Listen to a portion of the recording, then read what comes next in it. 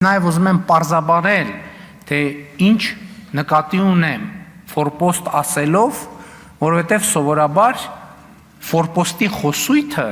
մեր իրականության մեջ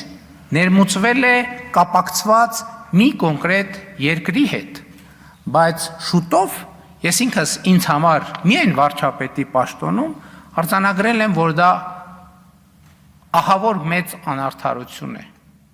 ֆորպոստացման ֆենոմենը կապել մի երկրի հետ։ Իրականում այդ ֆորպոստացման պրոցեսի մեջ ներգրավված են եղել բազմաթիվ երկրներ, այդպիսի երկրներ եղել են հյուսիսում,